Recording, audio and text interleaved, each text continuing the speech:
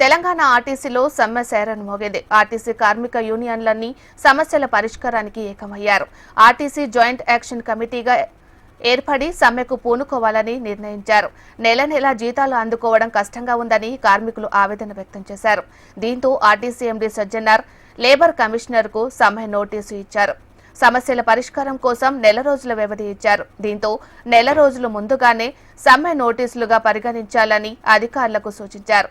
ఈ నెల 6వ తేదీన అర్ధరాత్రి నుంచే నిరవధి సమ్మెకు పూనుకుంటామని యాజమాన్యాన్ని విన్నవించారు.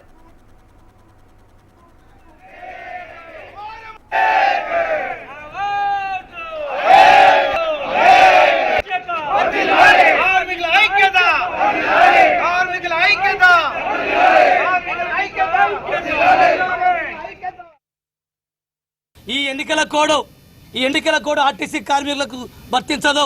ఎందుకంటే మాకు ఓట్లు లేవు, రాష్ట్ర ప్రజలకు ఓట్లు లేవు, మా అధికారులకు ఓట్లు లేవు, మాకు సంబంధం లేనటువంటిది ఇదే.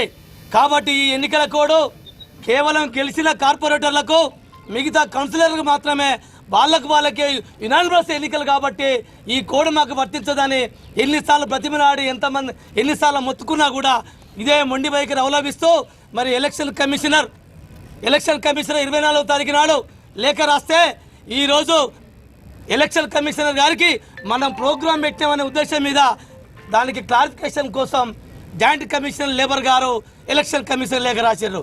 అసలు మీ ఉద్దేశం ఏంది?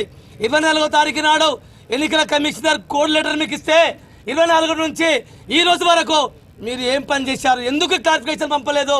ఇంత మొద్దు నిద్ర ఈ లేబర్ డిపార్ట్మెంట్ ఎందుకు పోతుందని చెప్పేసి మేము అడుగుతా ఉన్నాం.